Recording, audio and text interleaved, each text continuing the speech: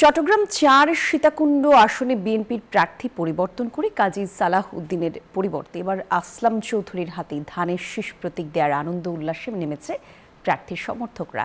BNP মহাসচিব মির্জা ফখরুলের স্বাক্ষর দলের মনোনয়ন চিঠি নেতাকর্মীদের হাতে তুলে দেন আসলাম চৌধুরী। এ সময় ধানের শীষে প্রতীকে ভোট চেয়ে এলাকাবাসীর সহযোগিতা চান তিনি, আর সেই সাথে দেন নির্বাচনী প্রতিশ্রুতিও। এর আগে কাজী সালাউদ্দিনকে দল থেকে মনোনয়ন দেওয়ার পরপরই ঢাকা চট্টগ্রাম মহাসড়ক অবরোধ করে বিক্ষোভও করেছে আসলাম সমর্থকরা। পরে দলের হাইকমান্ড আগে ঘোষিত প্রার্থী পরিবর্তন করে আসলাম চৌধুরীর হাতেই তুলে দেন ধানের শীষ প্রতীক।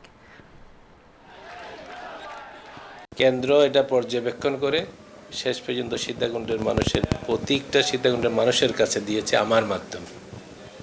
আমি একটা নিমিত্ত, নাম মাত্র আসলাম চৌধুরী, কিন্তু দলের সাংগঠনিক শক্তি সব কিছু মিলে এটাকে ধানের শীষ প্রতীককে বিপুল ব্যবধানে বিজয়ী করার জন্য, সীতাকুণ্ডের মানুষের আশাকাঙ্ক্ষাকে প্রতিফলিত করার জন্য প্রতীকটা বরাদ্দ দেওয়া হয়েছে।